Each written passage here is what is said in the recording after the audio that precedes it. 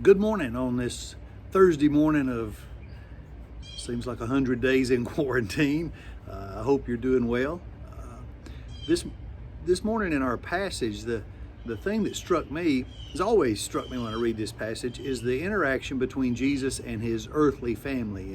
You remember, they come to him and they actually think he's lost his mind. They think he's gone off the deep end, and they're trying to bring him home. If you've gotten serious about God and your faith, this has probably happened to you. I remember when Sheryl and I, as young adults, decided that we were going to take our faith seriously and serve in our church big time, and then it seemed like everything our family wanted to do was on Sunday and we had to choose between church and family, and when here we had made a decision to be serious about church, and so it was always like this either or. But what Jesus shows us is this wonderful principle, this divine order principle. If you remember in Matthew, he teaches us if you'll put God and his kingdom first and all of his priorities first, then all these other things will find their proper place. And we hear a lot about family first, but what Jesus shows us here is that if you really want to put your family first, then put God first.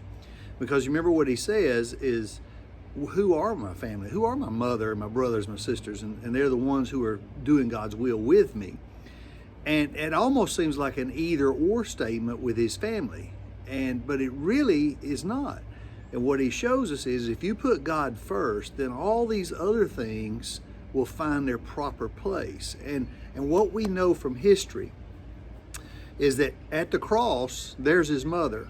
We know that James and Jude, his brothers, wrote parts of our Bible. We know church tradition tells us that his brothers, all of his brothers and sisters, earthly brothers and sisters, were very instrumental in the early life of the church.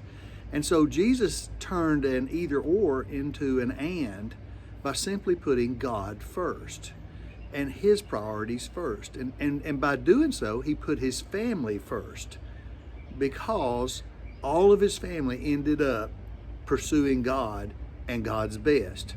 And so whenever we put God first, then what God will do on our behalf is he'll bring the rest of our life into order and make it less complicated. And I think that's a great lesson for us today. It's a great lesson for us while we're in our seemingly endless quarantine, is just keep putting God first, him and his priorities, and all those other things will find their proper place.